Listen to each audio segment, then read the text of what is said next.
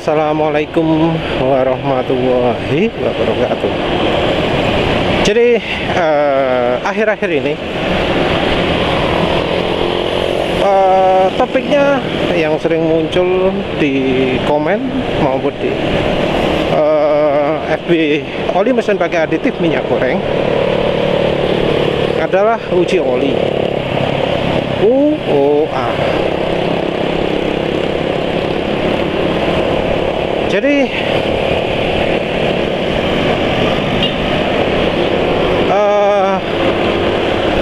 UOA ini ya sering dijadikan senjata untuk ngomong, oh minyak goreng ini nggak valid karena nggak ada uji UOA-nya. Oh, ngomong oli murah kok lebih baik, itu gimana dasarnya? Nggak ada UOA-nya. Padahal UOA-nya sendiri untuk oli-oli ya yang ditawarkan di grup oli itu nggak ada yang menggunakan perbandingan UOA seperti itu.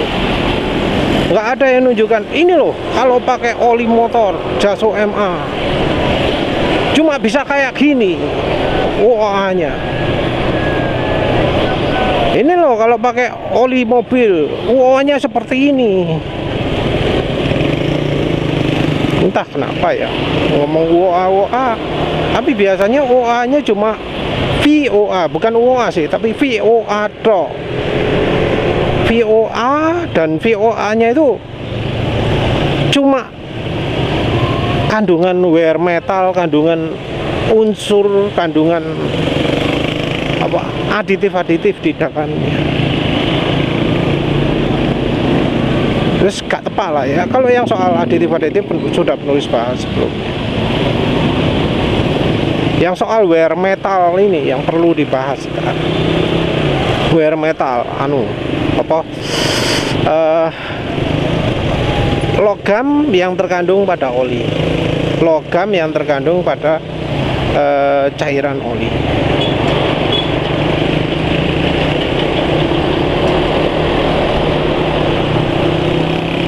Oli itu memang oli itu bisa mengandung besi, logam, macam-macam gitu ya. Tapi banyak orang yang nggak tahu ya bahwa sebenarnya kandungan seperti itu sebenarnya bisa naik turun. Jadi selama ini ya kalau diomongi wear metal, diomongi kandungan logam yang tersisa yang larut di oli itu, orang akan berpikir bahwa kandungan logam ini makin lama makin meningkat. Jadi seiring pemakaian, seiring ausnya motor, maka kandungan logam ini makin lama akan makin meningkat. Pikiran kan nggak gitu ya. Jadi untuk membedakan kualitas oli satu dengan yang lain ya katanya ya tinggal dibandingkan aja wear metalnya. Wear metalnya yang mana yang lebih besar? Wear metalnya yang mana yang lebih banyak? Penulis awalnya juga percaya sama kebohongan itu, percaya sama asumsi yang salah tersebut. Jadi penulis juga berasumsi kalau olinya jelek, maka wear metalnya akan banyak. Penulis nggak pernah cari-cari data ya, jadi percaya aja dengan hal itu. Nah, kemudian ada orang yang tanya, penulis ini uji olinya kayak gimana sih? Penulis cari contoh. Cari contohnya, penulis nggak cari di internet, penulis cari di harddisk komputer penulis. Cari UOA, oh ada, nemu 2 hasil uji oli. Dan hasil uji olinya komplit, nggak kayak hasil uji Indonesia yang banyak kolom kosongnya. Itu enggak, banyak kolom yang terisi, sampai KV 100-nya pun terisi. Ya emang harusnya seperti itu. Uji oli ya jangan sebagian dong, harus komplit.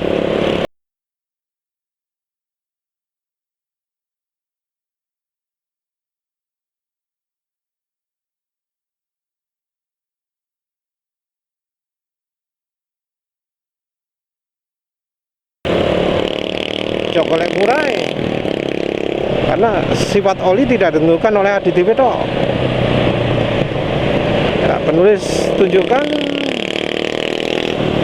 itu ada banyak kolom ya, yang satu dari Blackstone, satunya lagi mungkin dari ya apa ya, lali lupa, mungkin kayak dari Caterpillar mungkin, entah lupa. Nah yang jelas dari hasil uji tersebut ditunjukkan bahwa untuk oli yang sama, masa samplingnya nggak cuma waktu drain toh, waktu selagi masa pemakaian juga ada.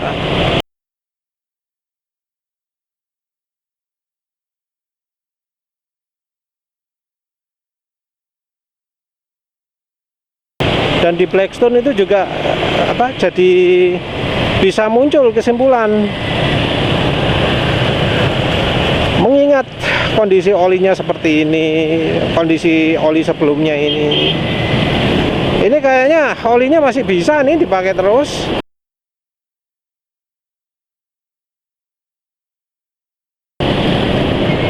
Silakan kalau mau teruskan olinya dipakai kayak gitu. Kata-kata itu penting ya, kata-kata itu penting.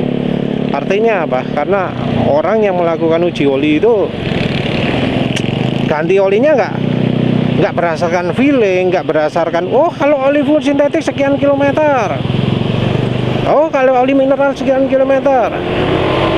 Ganti oli ini wis jelas,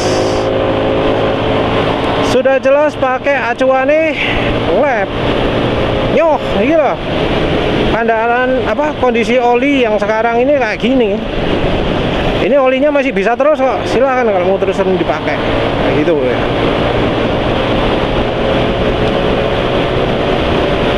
Nah ada lagi faktor yang lain. Faktor apa itu?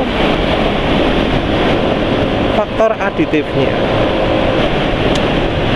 Penulis coba zoom ya, soalnya gambarnya cilik asli nih. Coba zoom, berapa sih hasilnya wear metal ini? Kan pengukurannya dipakai selama olinya masih dipakai. Jadi olinya masih dipakai itu di sampling. Ada 3.000, 4.000, 5.000. Jadi selisih 1.000 km olinya di sampling.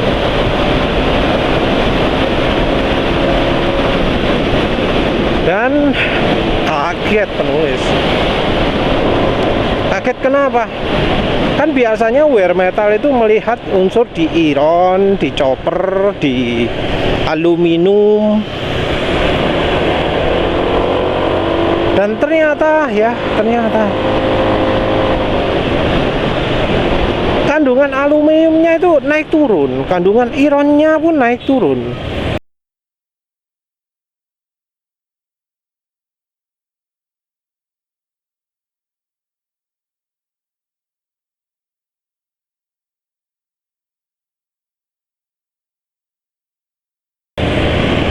Ada naik tinggi, ada bisa turun. Kok aneh, namanya wear metal kok bisa malah turun.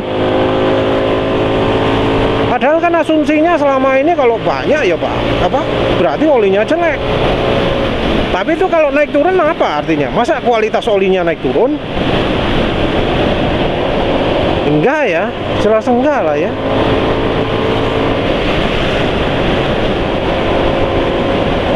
Kalau kalau misalnya naik terus gitu ya mungkin anu lah wis. Oh iya wis kualitas oli bisa dikatakan. Nah kalau angkanya naik turun,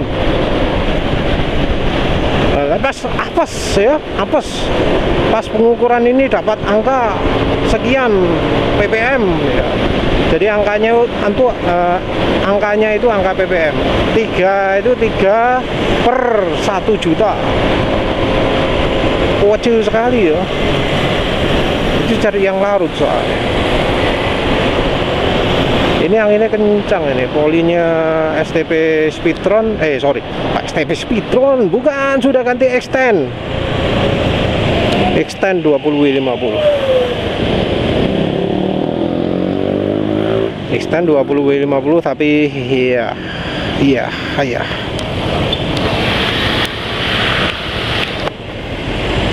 Ya terus.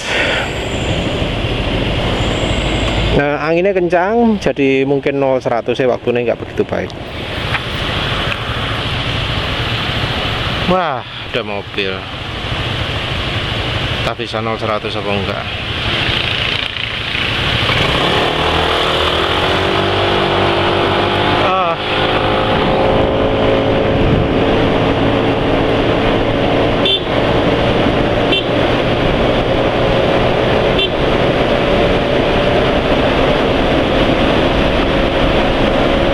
Bahaya ya.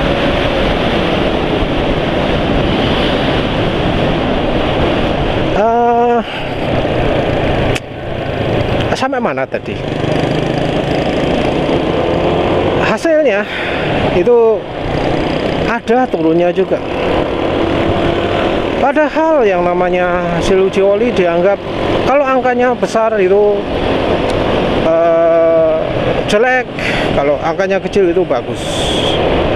Kalau angkanya naik turun ya naik turunnya 3, 4, 6 gitu ya.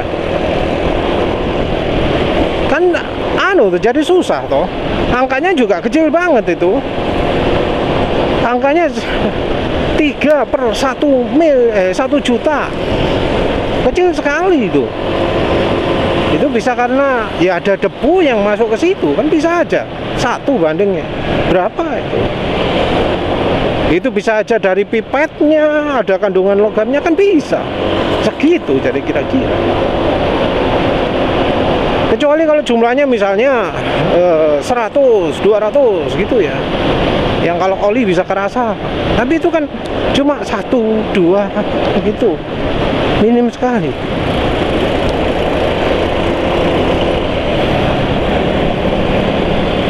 Jadinya ya repot gitu ya. Kalau angkanya naik turun, pas dapat angka tinggi dianggap wah ini jelek ini. Padahal sebenarnya kalau diulang lagi angkanya nggak setinggi itu. Ada yang ngomong ya memang kalau sampling wajar seperti itu, angkanya naik turun. Nah kalau naik turun seperti itu ya berarti nggak bisa sekali dong, harus banyak kali. Jadi untuk menyimpulkan pun perlu banyak. Dan kalau misalnya rata-ratanya ternyata nanti sama, gimana dong? Kayak penulis ini ya, penulis ini kita nggak usah ngomong soal kandungan logam di oli lah, kita ngomong gram-graman. Penulis Drenoli gak tahu ono grame, nggak pernah lo ya, nggak pernah ono gram-graman nih. Oli mesin lo ya, oli mesin. Wah lo tak kocok-kocok dah lo apa, bersih terus. Walau olinya itu bikin suara mesin kasar, gak ono grame. Nah kalau sudah kayak gitu gimana? Yaitu ketika oli yang diuji itu sing elek pun nggak menghasilkan gram-gram besi, yang jelek pun nggak menghasilkan angka wear metal yang tinggi. Terus gimana?